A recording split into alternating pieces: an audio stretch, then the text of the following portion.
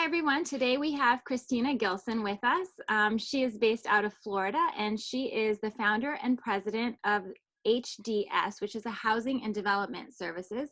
And from there, she also started the HDS Foundation, which is a nonprofit for teens who are on the autism spectrum. So we're really happy to have you with us today, Cristina. It's International Autism Awareness Month, and we really wanted to highlight somebody who's making a difference and who's been involved in a lot of the programs that are going on and can kind of fill us in on some of the things that are happening now with COVID and just what you're doing down there. So. Okay, thank you, Cristina, and thank you for this opportunity. Actually, I'm a CEO of HDS Companies, which engages in different activities. We're involved in economic development, housing, community development, and technology. But the one entity that we did create about 10 years ago, a little bit over, was the HDS Foundation. And it is focused on autism, and primarily because one of my daughters is on the autism spectrum. So I started the foundation about 10 years ago. And we created it really to do not only autism, which is our main focus, but also to get out there in the community, because we think it's important for companies. We're a small business, companies to be out there in the community and make a difference in every way they can. So a lot of what we do in our basic business, we've been able to kind of transcend it into the mission of the HDS Foundation. So this business has been around. I founded in 1998. And we've been in Weston, Florida for over 22 years and really working within the South Florida community. More recently now, we'll be moving into Miami-Dade County, but we've already established a great deal of programs in Broward and have already started some in Miami-Dade. So we're really looking forward to doing that and connecting with the community. That's awesome. This year, with everything going on, is just, even if you think back a few years back, every year, people are lighting it up blue all over the world. And this year, rightfully so, they've been lighting it up blue for the medical workers and things like that, which is nice, and the kids are like, well, wait, I thought light it up blue was for us. And we were like, it is, but it's actually a recognition of something really important. So this year it happened to be this, and so I have my whole house lit up and whatever. I actually decided to put up some Christmas lights about a month and a half ago. That's so funny. That's great. I love it. That's awesome. I love you mentioned that you do kind of focus on that niche area of young kids on the autism spectrum becoming young adults, teenagers, young adults, and then transitioning them into further education and then being viable people in the workforce or whatever that may be. And I think that's an important thing, because I think there's that period of time where they get a little left out of the system unless there are programs created. So tell us a little bit about what you guys are doing there. Okay, so the autism spectrum is so broad. The statistics are, one probably changed already, 1 in 55 probably right now. But what we chose to do was to address a specific niche of kids on the spectrum, which were transitioning from high school to some sort of post-secondary, whatever that was, so that they could become eventually, independent or semi-independent adults. We really wanted to kind of focus on that area. And we felt that initially, and myself included, when your kids are first diagnosed, they're very young, and there's a lot of energy and a lot of programs for kids when they're young. When they start getting to be teenagers, besides the fact that they're typical teenagers in many, many ways, it changes. There's a lot of things that change for the families. Primarily, you have what we call parental burnout, because you've been with your kids and focusing on their needs for so many years. Now they're teenagers and you're just exhausted. But also that they become independent in school and they want to be doing their own things. And as a parent, it's very difficult. So we chose this particular segment because we felt that we can make a difference in the high school setting, trying to get these kids to really understand what is going to happen in the adult world, which in reality, most kids probably would benefit from that. So we really started focusing on what do they need? They need social skills, and the social skills of children are different. You have little pragmatic groups and things like that. Social skills for young adults or for teenagers are different, are being able to have conversations, to be on social media, to be, more acceptable, to look to build skills for working. So we partnered, one of our first programs that we did is we partnered with a local high school, Cypress Bay High School, which was right around the corner from where our office was.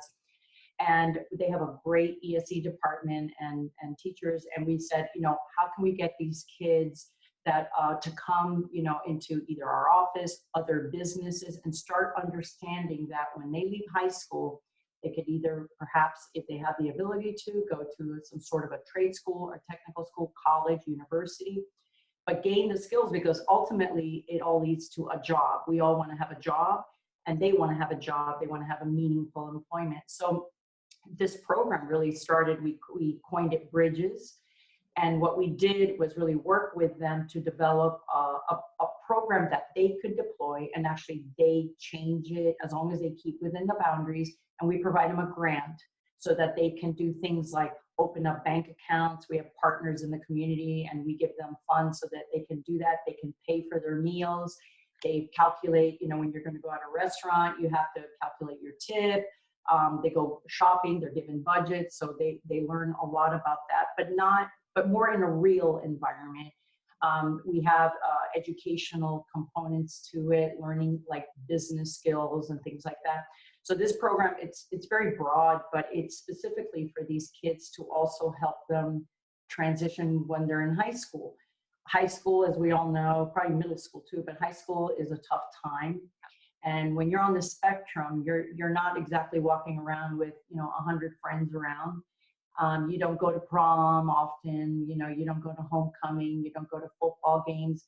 And as social as that sounds, those are components that build skills that these individuals can then use in the workplace to know how to build relationships, and workplace to do team activities. So the school did that, and the grant would allow that.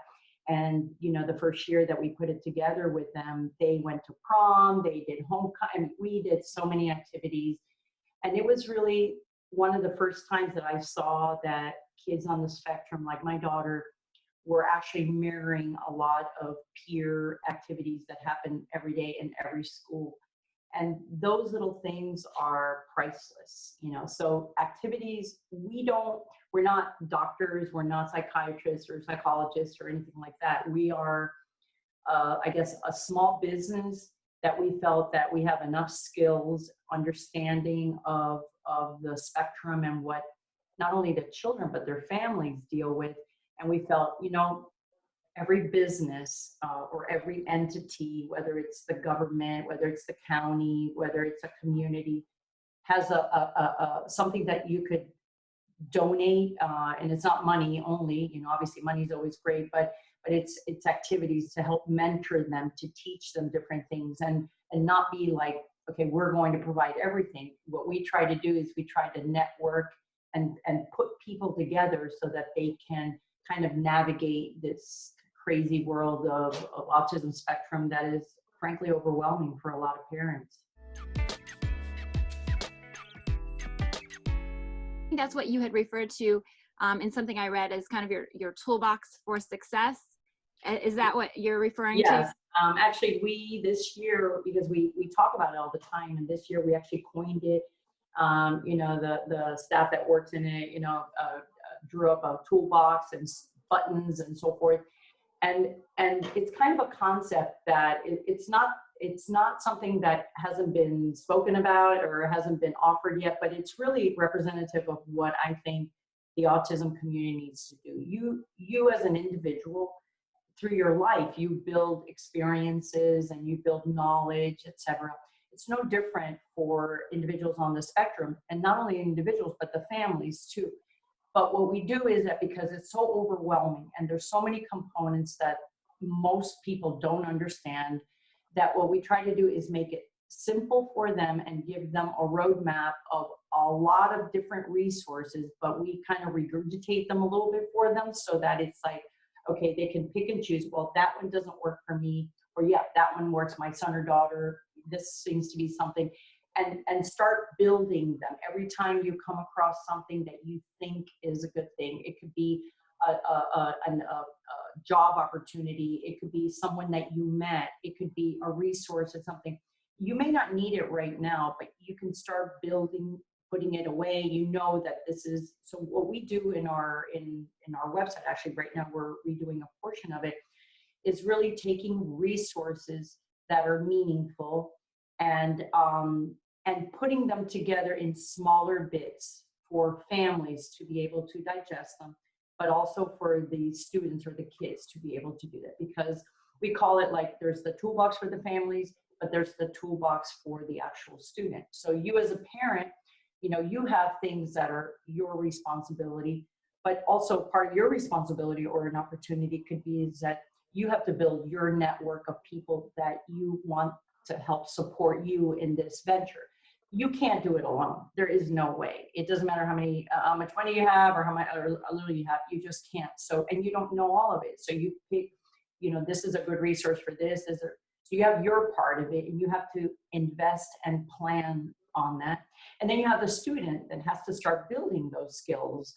And sometimes you just can't do them all at the same time. So, you know, you have to build skills of communication. You have to build skills of personal appearance and knowing how to dress for an occasion. You have to build skills of appropriate situations, you know, given sometimes it's difficult because of the social cues or missing social cues. They don't understand that this is not the time to talk about that. So you start building specific skills up to and including educational skills, just like anybody else, and job skills, just like anybody else. So building this toolbox for success is really going to be a focus of ours, of how do we put all the different tools in this toolbox for each entity and kind of set it out there for them so that they can go to a place, our website or our events or the schools that we work with.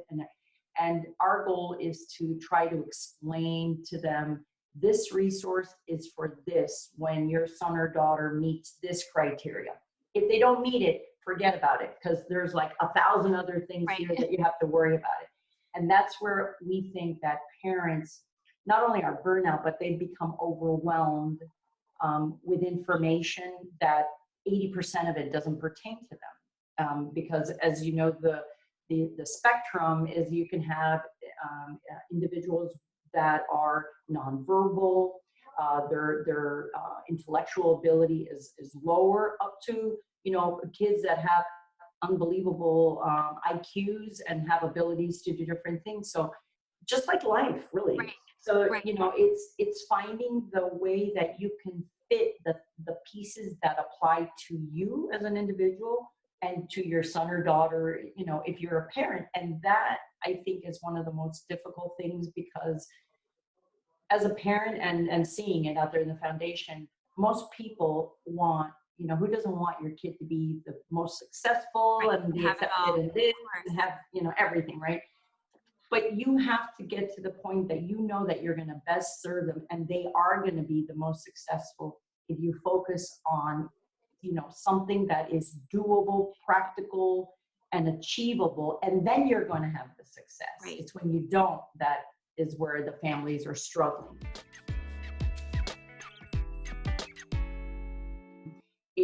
Awareness doesn't just happen in April.